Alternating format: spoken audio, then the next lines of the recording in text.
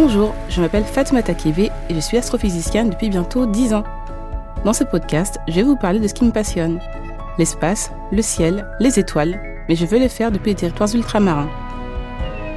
Dans cet épisode, nous poursuivons notre exploration du centre spatial guyanais.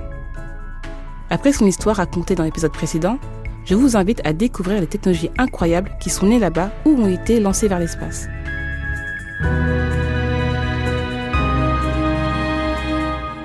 Kourou, là où la Terre frôle les étoiles, deuxième partie. Étude de l'influence des incréments de vitesse impulsionnelle sur les trajectoires de débris spatiaux. Voici le titre de ma thèse en astronomie, je l'ai soutenue en 2016. Ça vous semble compliqué?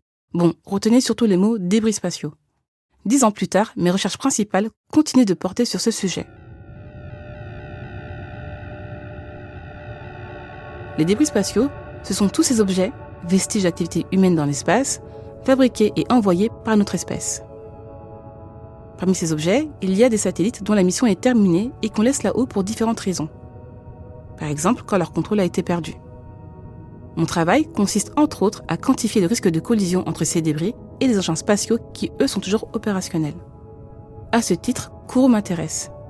Car avant d'envoyer une fusée dans l'espace, il faut scruter le ciel afin de s'assurer qu'elle ne rencontrera pas de débris sur sa trajectoire. Malheureusement, je n'ai pas encore eu l'occasion de me rendre à Kourou. Mais observer un décollage de fusée depuis ce centre spatial fait partie de mes rêves.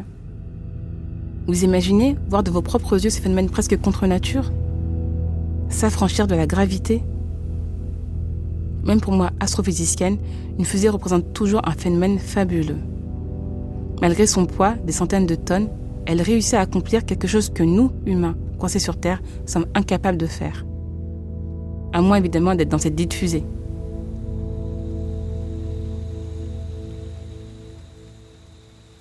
Mais revenons-en à un autre sujet. Parmi la vingtaine de centres spatiaux dans le monde, Kourou est aujourd'hui l'un des plus en pointe. Il est le seul et unique centre de lancement français et européen. Sa place est donc très stratégique. Je ne sais pas si vous avez en tête quelques images de ce lieu, mais sachez qu'il s'étend sur une surface de 660 km², qui sont dispersés ici et là des bâtiments, tels que la station météo, et surtout la fameuse salle de contrôle de Jupiter, depuis laquelle sont orchestrés les lancements. Avant que les travaux de construction du centre ne démarrent, Kourou était un bourg. Les habitants y vivaient de la culture et de la pêche selon leur mode de vie traditionnel. Les infrastructures étaient très limitées. L'approvisionnement en eau et en électricité était très faible. Les réseaux routiers se résumaient à des pistes en terre battue et Kourou comptait 2 rues. À cette époque-là, pour effectuer la traversée du fleuve Kourou, il fallait emprunter un ferry rudimentaire. D'ailleurs, le premier pont routier sera construit en 1968 pour faciliter l'acheminement des matériaux et des personnes vers le centre spatial. En 1964, l'Agence spatiale française, le CNES, le Centre national d'études spatiales, étudie la zone. L'année suivante, les habitants reçoivent les avis d'expulsion. Tout s'enchaîne, le temps presse. La France doit quitter ses bases installées en Algérie en 1967. Nous en avons parlé dans le premier épisode. Aucun retard n'est possible. Le 21 mai 1965, une procédure d'extrême urgence est même déclarée en Conseil d'État. Une fois le terrain acquis, un chantier est lancé pour loger les ouvriers et le personnel du centre spatial. En 1965, des quartiers d'habitation émergent. À la fin de l'année 1966, il y a entre 2500 et 3000 ouvriers sur place. Beaucoup viennent du Suriname et travaillent à construire routes, ponts, réseaux d'eau et d'électricité, télécommunications, stations radars. Des services publics comme un bureau de poste et un dispensaire médical sont installés. Démarre aussi le chantier de la zone portuaire de Pariacabo qui se trouve à l'entrée de la ville de Kourou. Ce port, consacré principalement au fret spatial, verra son premier bateau accosté le 23 mai 1966.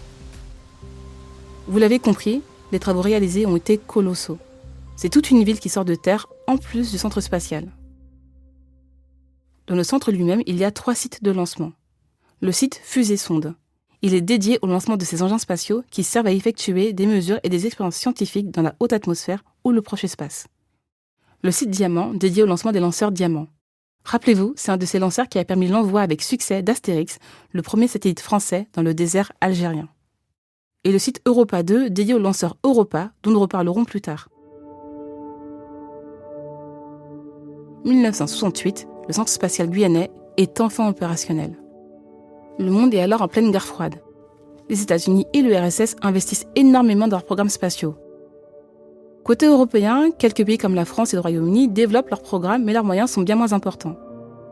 Ils doivent mettre en place une coopération au niveau continental, ce qui aboutit à la création de 2 entités, le Conseil européen de recherche spatiale, le CERS, et le Centre européen pour la construction de lanceurs d'engins spatiaux, le CECLES.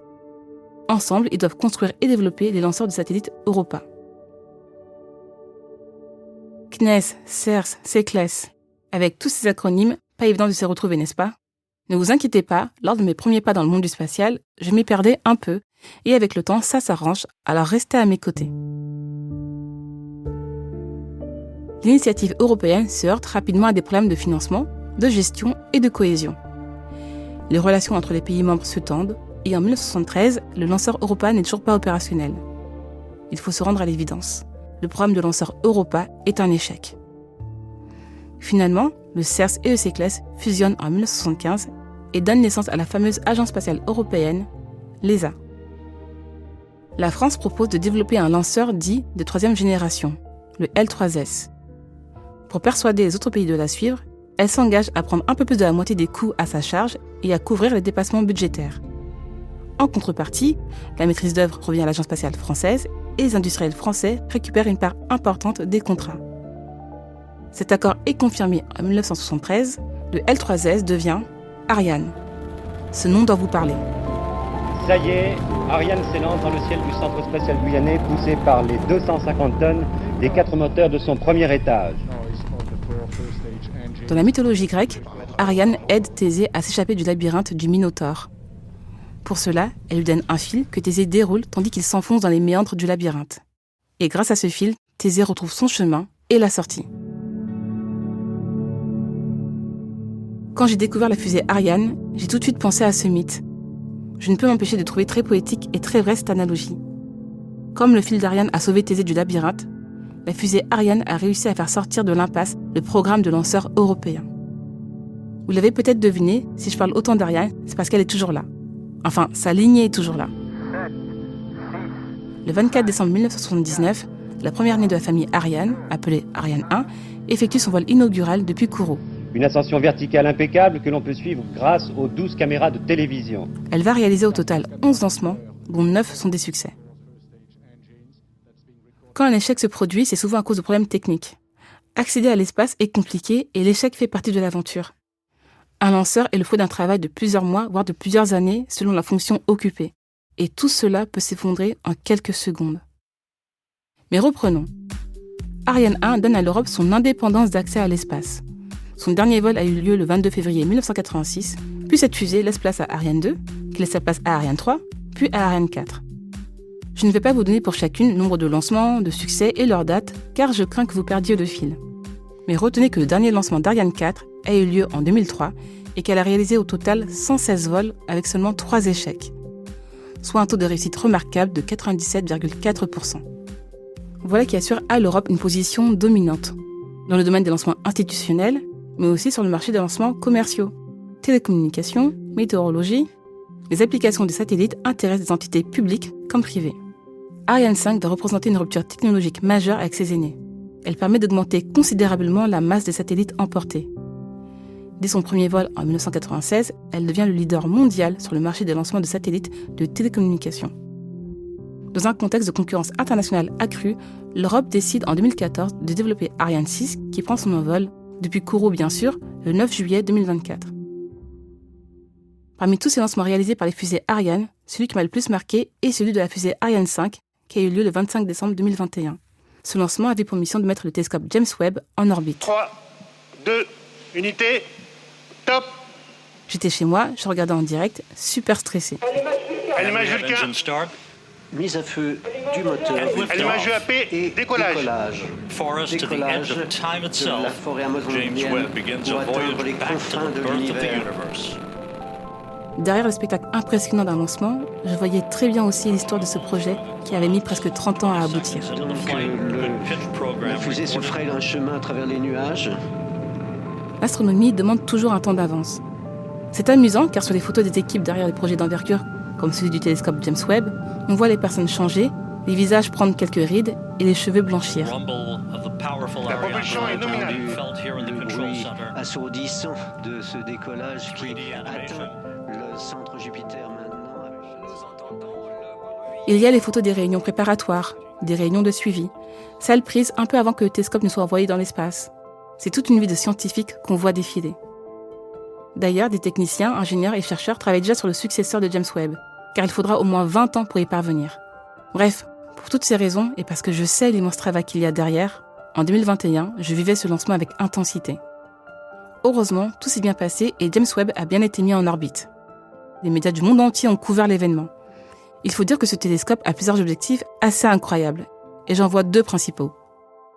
La détection de la lumière des premières étoiles et des premières galaxies formées après le Big Bang. La détection de cette lumière permet de voir le plus loin possible dans le passé cosmique de l'univers. Et autre objectif, l'observation des régions de formation d'étoiles et de planètes pour comprendre au final ce qui se joue dans ces processus de formation d'astres célestes.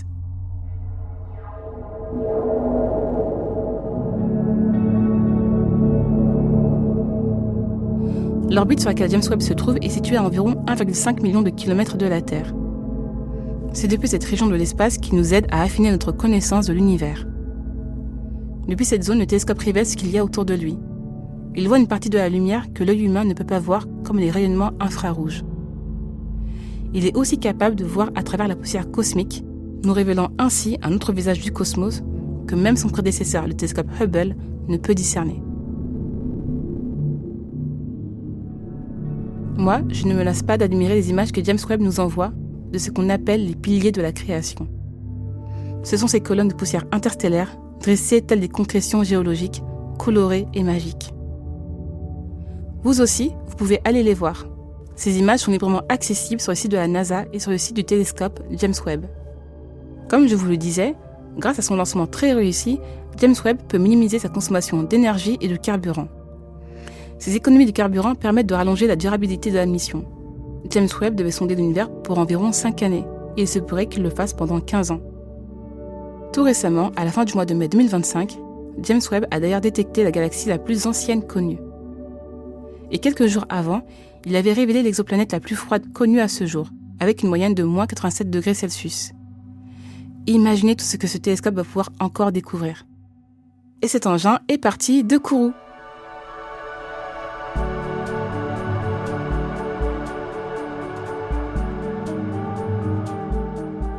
La Terre est le berceau de l'humanité, mais on ne passe pas sa vie dans un berceau.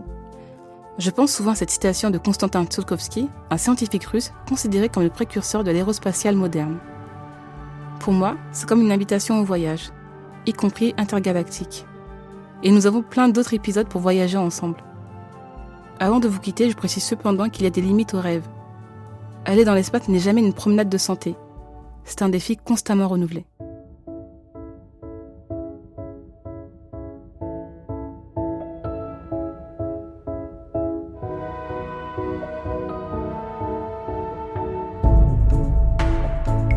Vous venez d'écouter Sous les cieux d'Outre-mer, une coproduction Initial Studio et Outre-mer La Première. Ce podcast a été écrit par Fatoumata Kébé. La réalisation et la musique sont signées Théo Boulanger.